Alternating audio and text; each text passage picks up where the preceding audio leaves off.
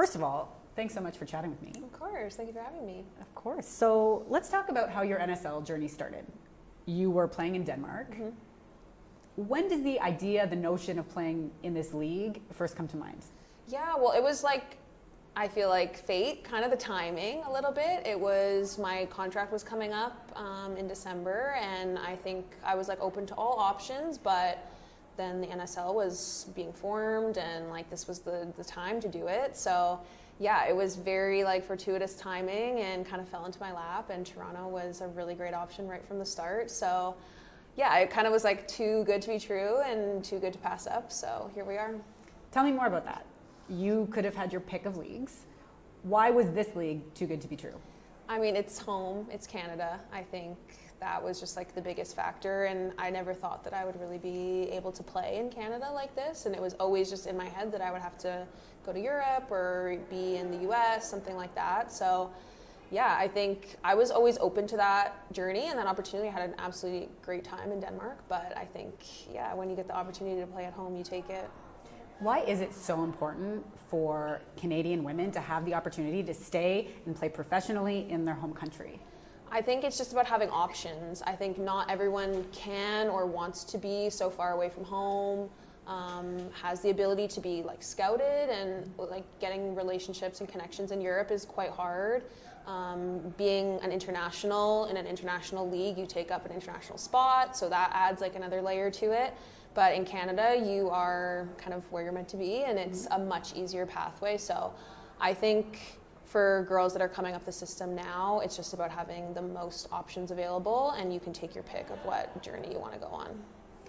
A new league carries with it some inherent risk.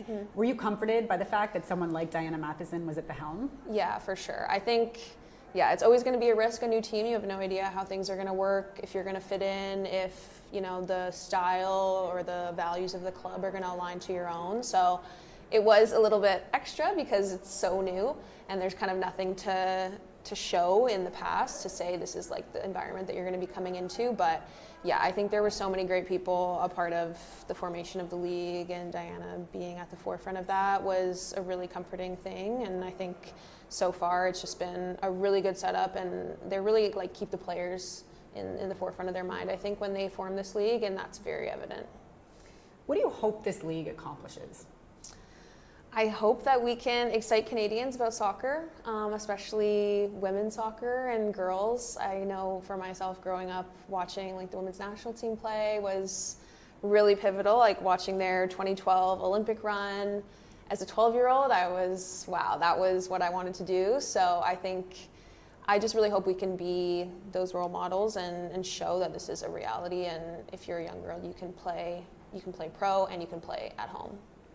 You've said that you think that within a few years, this league will be as competitive as some of the more prominent ones. What gives you the confidence to say that?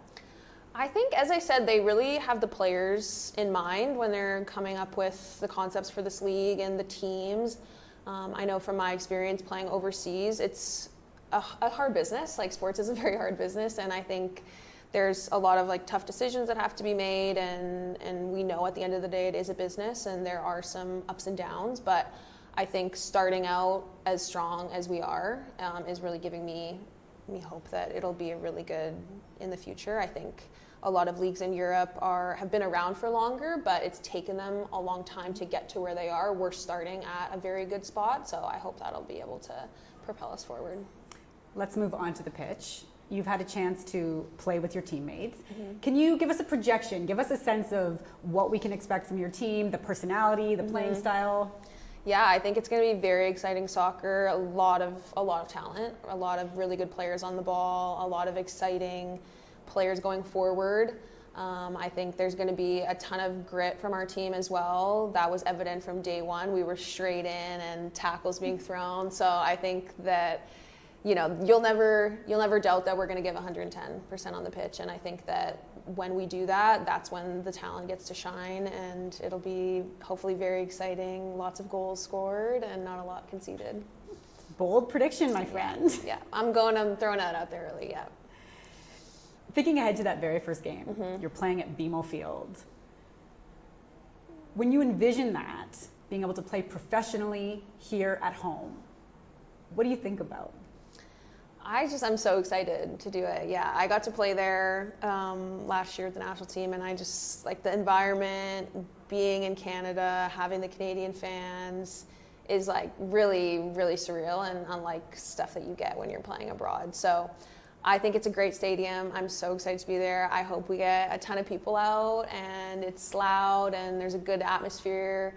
And I hope that we can show people, you know, why they came and bought their tickets, and hopefully give them a really, really exciting game. Last question.